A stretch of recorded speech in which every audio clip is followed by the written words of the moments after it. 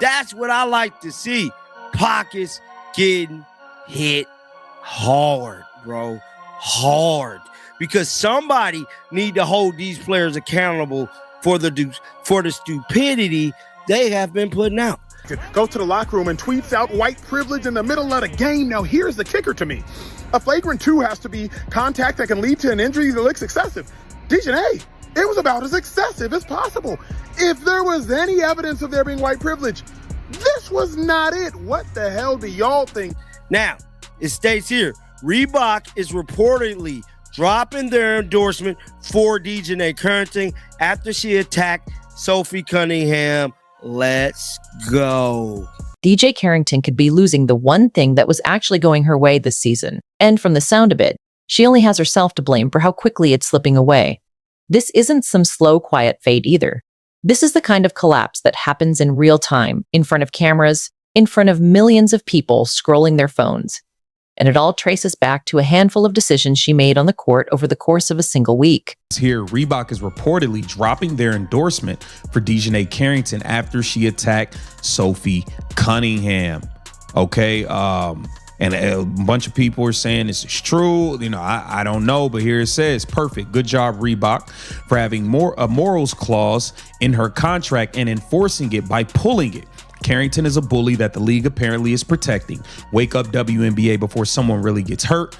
You'll get sued because we Americans won't stand for this abuse. Do you agree with? Word is getting around that Reebok is quietly considering cutting ties with Carrington. And the name reportedly being mentioned as her potential replacement among endorsed athletes isn't some random rookie nobody has heard of. It's Sophie Cunningham. Yes, that's Sophie Cunningham, the same player Carrington has spent the past week fouling like she owes her money. If this is actually true, it's one of the wildest turnarounds you'll see in sports marketing this year. Because a few months ago, nobody would have guessed these two names would end up connected in a shoe deal story, let alone on opposite sides of a controversy that's now threatening one of their careers financially. That is just a hard hit. That's definitely going to be upgraded, I think, to a flagrant 2, Ryan. I think that is going to be a flagrant 2. There is wind up, there is follow through, there's potential for injury. Without Sophie question. Cunningham in a vulnerable position in the air. Oh, wow. Yeah, I mean, there's no question.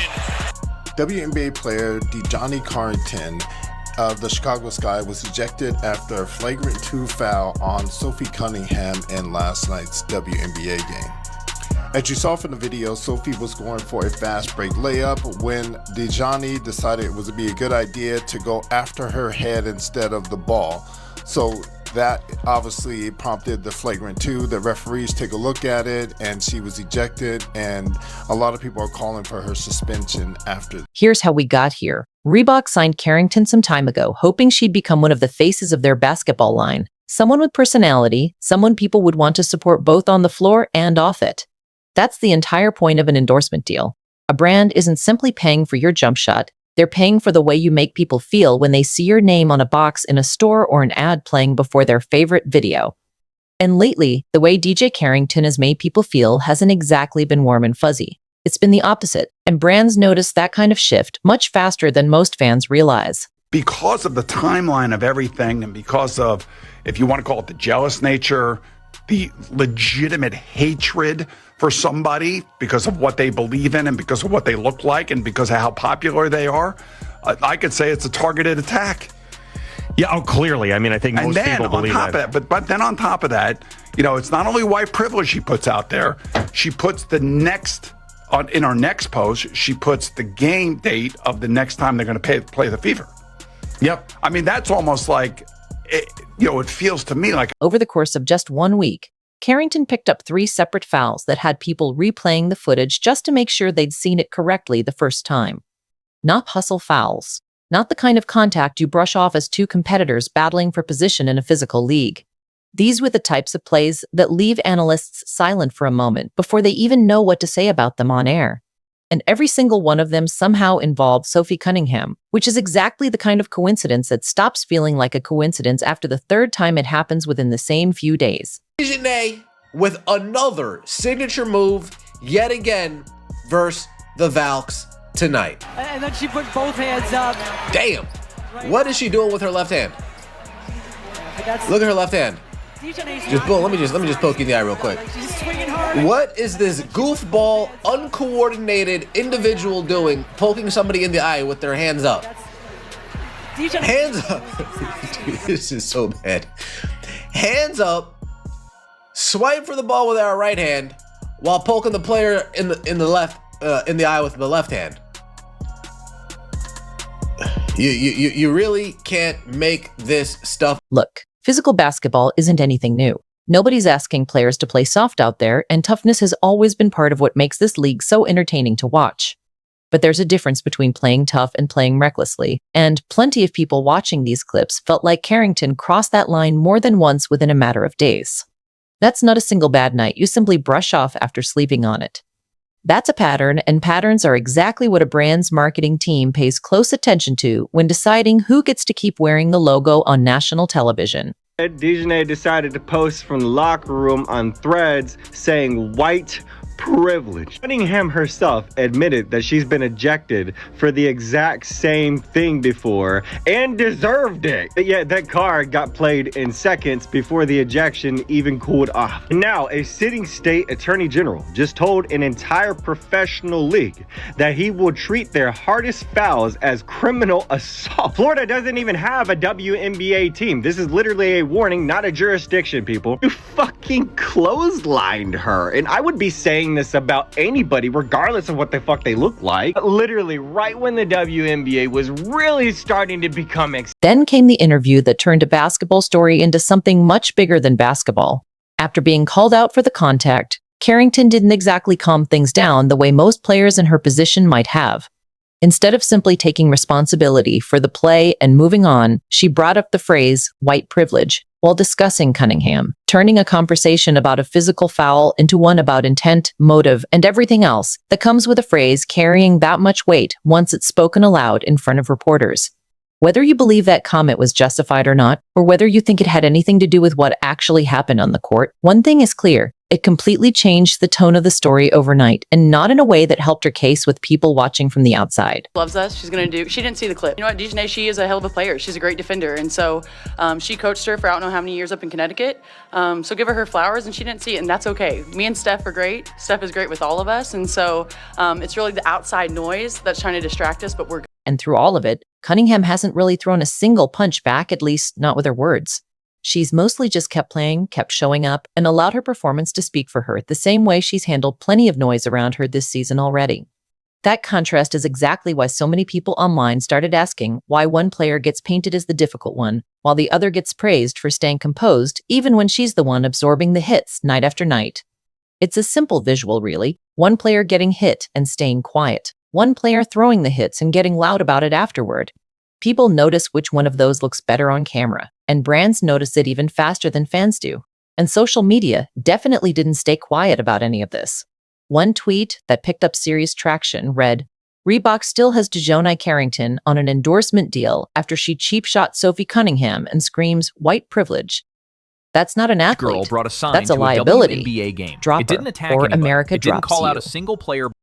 That's not a soft take. That's somebody drawing a hard line and daring the brand to pick a side, and judging by the replies underneath it, a lot of people agreed with every single word. Quote tweets started piling up, with people sharing their own receipts from earlier games, old clips resurfacing, screenshots of past comments, all of it being stitched together into one bigger case against keeping her on the brand's roster at all. DiJonai Carrington is on the brink of being dropped by Reebok, and let me tell you what, man, this is not good for DiJonai Carrington at all. And then you have this going on as well. Thousands demand Reebok drop DiJonai Carrington after brutal attack on Sophie Cunningham. Hold her accountable. I firmly support Reebok dropping DiJonai Carrington's endorsement. Okay, so a lot of people are, getting behind this thing, and DiJonai Carrington is on the brink of potentially losing millions of dollars with sponsorship. Here it says breaking thousands of people are calling Reebok to drop. This thing is everywhere, man. This thing is everywhere. So because it's not just fans venting for a day and forgetting about it by the weekend. It's becoming an actual movement, with people openly saying they'll stop buying Reebok products entirely as long as Carrington remains on the roster of endorsed athletes. When customers start threatening a boycott over one athlete's behavior, that's the moment a marketing department stops debating internally and starts scrambling for a solution. Because lost sales are much harder to explain away during a quarterly earnings call than a bad foul is to explain away on a highlight show the next morning comment. She said she never once claimed that the assessment of the foul was white privilege. That was your assumption. All I could say is, if you are posting during the game, is my understanding, it doesn't take a genius to connect the two together. Sure, it's very vague, and that's kind of the criticism of this whole thing. It's a vague critique that has no relevance to what transpired. There was nothing about what transpired that had anything to do with white privilege. It's really that simple, right? I don't got nothing personally against her. I hate that her game doesn't have her in the spotlight right now because she had been playing pretty well. She had the sky on a 3-1 record with her returning. This is just an L across the board for her, and she just continues to double down on it. And I like what Acho said. The rarest W for him. He said, the burden is on you for being clear, direct, and easy to understand. She left so much room for people to take that a million different directions. People that were supporting her were taking it a million different directions than she probably meant. And her inability to just chalk it up to, hey, I was frustrated, I had a lot of things on my mind, and I post that, I shouldn't have made that post. That would have gotten her a lot more grace. But doubling down on this nonsense, I don't get it. I don't get why people support it, but hey, y'all got. So Carrington tried to walk some of it back. There was a statement along with softer comments to reporters in an attempt to reframe the whole situation as heated competition rather than something personal or intentional. On paper, that's usually the right move. Own it, soften it, move forward, and let the next strong performance do the talking instead. But the backtrack hasn't landed the way these things normally do because it came after 3 fouls and 1 loaded comment, not after a single bad moment people could easily forgive and forget within a day or two. Once a pattern is already out there in slow motion clips being shared everywhere across every platform, one apology doesn't really erase 3 separate incidents stacked on top of each other during the exact same week. You are going to suggest that we should think critically about a statement white privilege when you at the Indiana Fever, you didn't give us much to think critically about. We, the interpreter, now have to try to figure out what exactly were you talking about? Well, common sense would deduce that you were talking about fouling a white individual and getting ejected for fouling that white individual. Now, as I said on social media and I will say in real life, if that is not what you were talking about implying, then that's on me. I will stand down and I will stand corrected. But the last thing I must again reiterate, so many people have asked you amongst others, well then what are you talking about? We still have yet to get a response. All that DiJonai, you have told us is, hey, I wasn't talking about the foul. Well then, what were you talking about? I refuse to believe on behalf of everybody that is confused, we're not all idiots and you are the one genius in the room. That's just not the case. So I say this with all respect. I respect your intelligence. I respect your response. And you currently on the court hooping, so respect to you. But there's still a lot of errors in your thought process. And that's really the core problem here from a purely business standpoint, separate from anything about who is right or wrong on the actual plays themselves. Analysts breaking this down have pointed out that endorsement deals live and die on one simple question. Is this person somebody the average customer wants to see representing a brand they buy from at the store? Skill on the court gets you the offer in the first place. Likability and public trust are what keep the deal alive once the cameras are rolling for a different reason than a highlight reel. Right now, based on how this week has gone, that trust is looking shaky. And shaky trust is exactly the kind of thing that makes a brand start quietly looking around for a replacement while the current deal is technically still active on paper. Which brings us back to Sophie Cunningham and why her name specifically is the one being floated as a replacement instead of anybody else on the roster. Cunningham already has her own signature situation brewing with Adidas, and normally that alone would make her an unlikely candidate for a Reebok deal, since athletes usually don't juggle competing shoe brands at the same time in this kind of sport. But according to what's being reported, Reebok is allegedly willing to get creative here, structuring something that would let Cunningham keep her Adidas shoe while still bringing her into the Reebok family in some capacity. Almost like a peace offering aimed directly at fans who have been asking the brand to make a change for a while now. It's an unusual setup, and it tells you how badly Reebok wants to fix its image right now quickly and publicly, before more customers walk away for good. Thousands of people are calling Reebok to drop. This thing is everywhere, man. This thing is everywhere. So DiJonai Carrington, man, on the brink of losing it all. And you just did too much. I mean, a flagrant foul was enough, but the whole white privilege thing, nasty and uncalled for. Think about how strange that actually is for a second. A brand is reportedly willing to share space with a competitor's shoe just to bring in an athlete who represents the opposite of what's currently causing them trouble. That's not a small gesture you make casually. That's a brand admitting, without saying it directly in any press release, that keeping their current athlete the way things stand right now is doing more damage than giving up some exclusivity ever would. When a company starts bending its own usual rules just to win back customer trust, that generally means the internal numbers are a lot worse than anything they're willing to say publicly to reporters or shareholders.